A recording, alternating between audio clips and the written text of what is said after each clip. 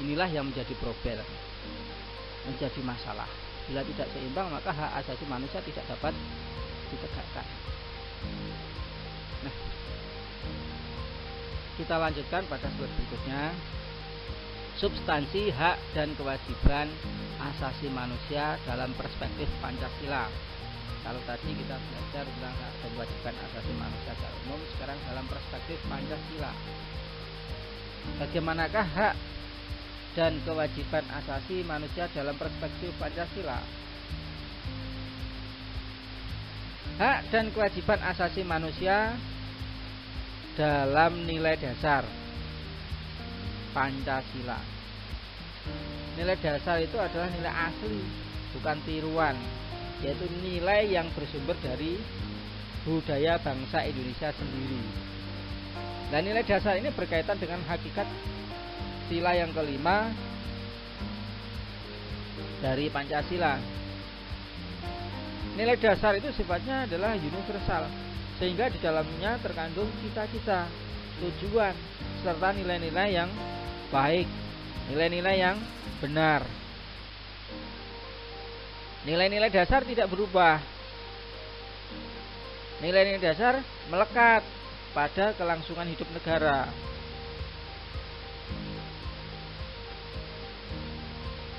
Bagaimanakah hak dan kewajiban asasi manusia dalam perspektif Pancasila? Berikut hak dan kewajiban asasi manusia dalam perspektif Pancasila. Karena dalam Pancasila itu ada 5 sila, maka nilai dasarnya apa? Sila yang pertama, ketuhanan yang Maha Esa. Berarti apa? Menjamin hak kemerdekaan untuk memeluk agama dan kepercayaan atau kepercayaan, melaksanakan ibadah sesuai dengan agama yang diyakininya, dan kewajiban untuk menghormati perbedaan agama.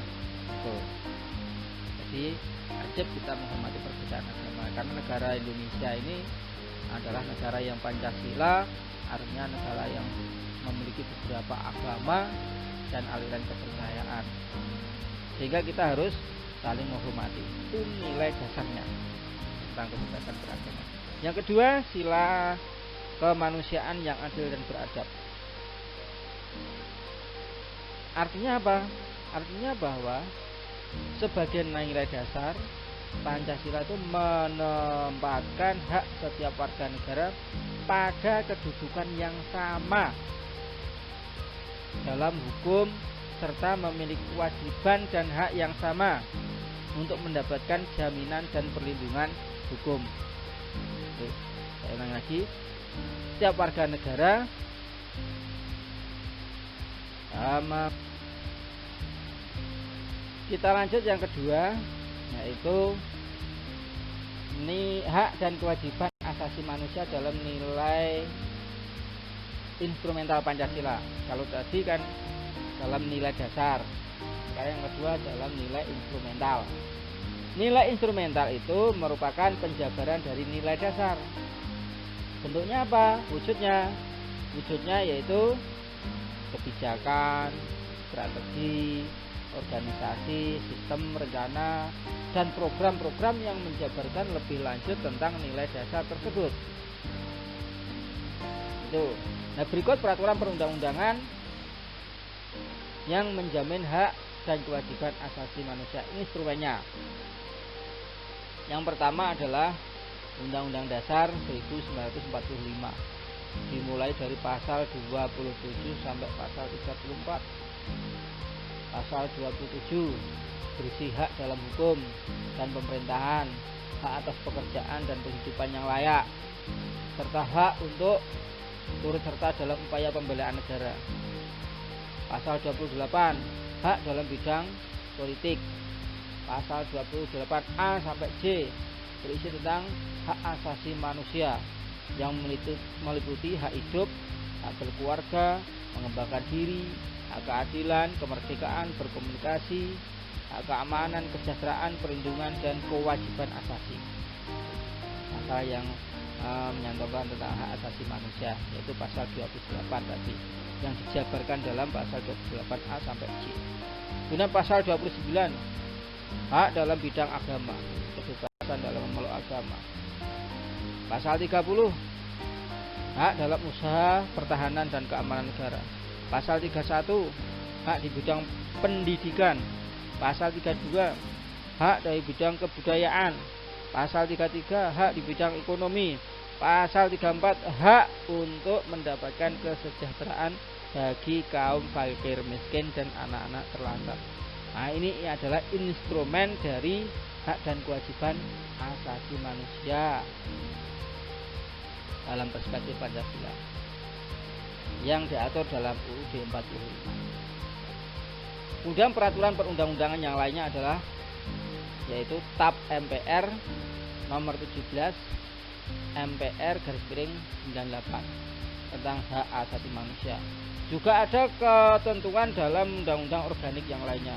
Misalkan UU nomor 5 tahun 98, UU nomor 39 tahun 99 tentang HAM tadi yang sudah saya singgung.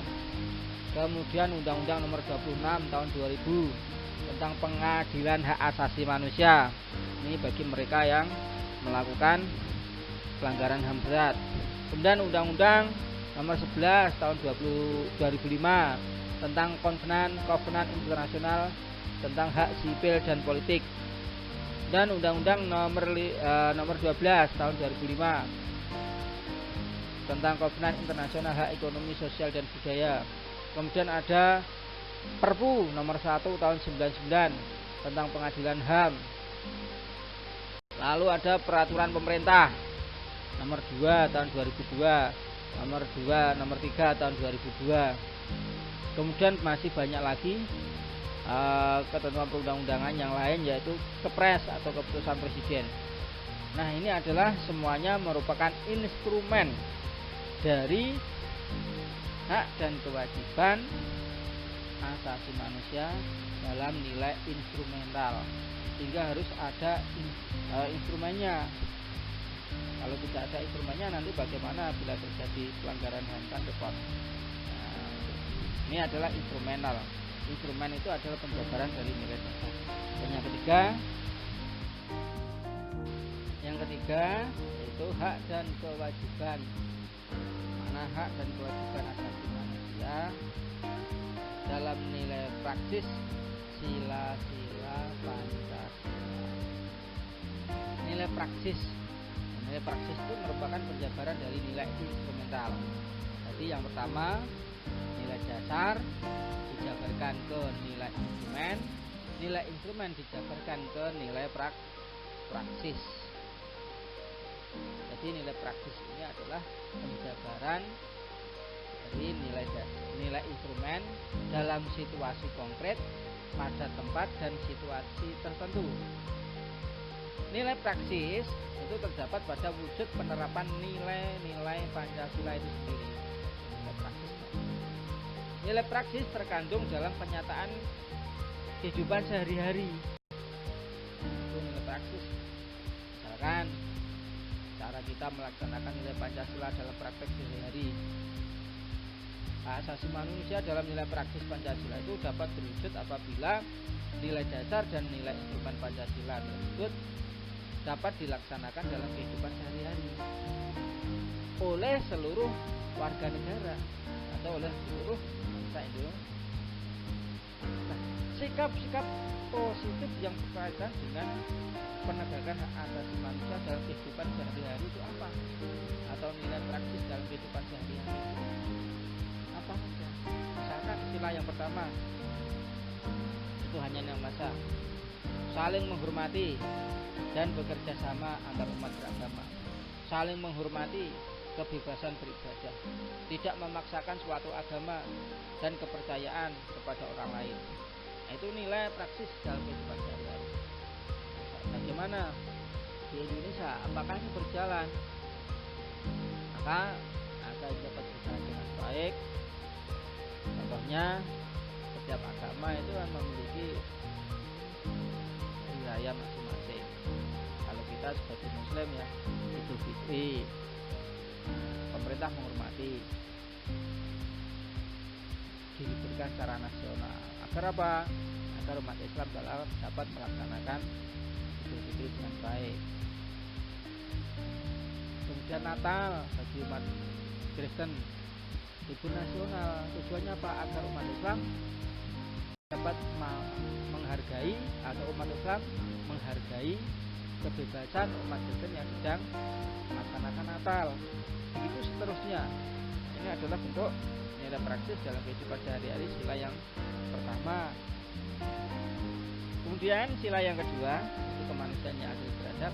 Nilai praktisnya adalah mengakui persamaan hak, persamaan derajat, dan kewajiban antar sesama manusia, saling menyayangi antar sesama manusia, tenggang rasa terhadap orang lain, tidak semena-mena terhadap orang lain, menjunjung tinggi nilai-nilai kemanusiaan, membela kebenaran dan keadilan.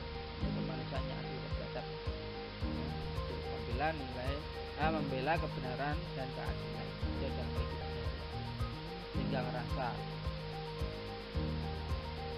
Dan sila persatuan, nilai praktisnya adalah menempatkan persatuan dan kesatuan, kepentingan serta keselamatan bangsa dan negara di atas kepentingan pribadi dan golongan.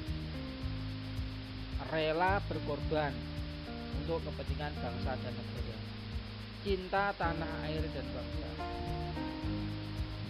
Bangga sebagai bangsa dan bertanah air di Indonesia. Sehingga nilai praktisnya, meskipun kamu berada di manapun,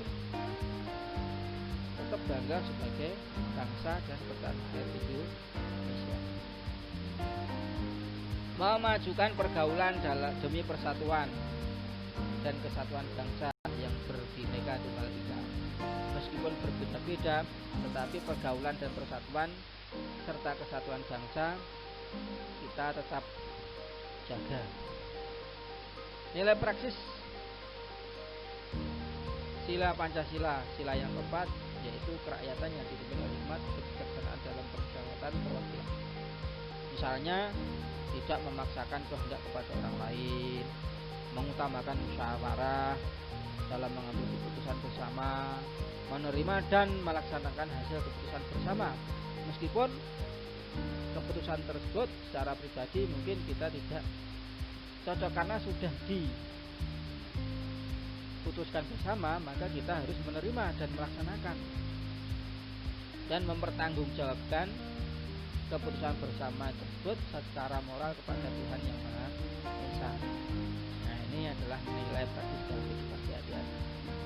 Yang kelima, nilai praktisnya, sila yang kelima, diantaranya menghormati hak-hak orang lain, menjaga keseimbangan antara hak dan kewajiban, suka membantu orang lain, menghargai hasil karya orang lain, menjauhi sikap pemerasan kepada orang lain. Nah, ini adalah nilai praktisnya, yaitu konkret, nilai konkret, situasi yang nyata, tempat dan situasi yang kita laksanakan dalam kehidupan sehari-hari, atau wujud penerapan nilai Pancasila dalam kehidupan sehari-hari. Berikut tabelnya. Yang pertama adalah tabel hak asasi manusia. Jenis-jenis hak apa saja? Saya sebutkan 5. Kemudian pemenuhan hak kalian itu apa? Hak-hak kalian yang telah terpenuhi.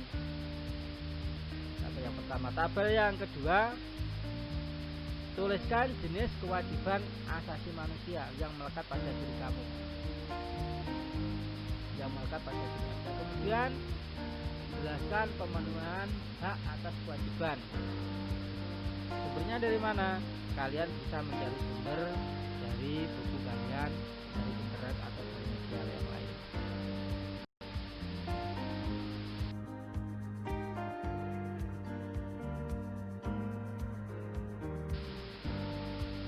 Oke, demikian pembelajaran hari ini. Semoga kalian dapat memahami, mengerti, dapat memetik manfaatnya nilai-nilai dasar Pancasila tersebut.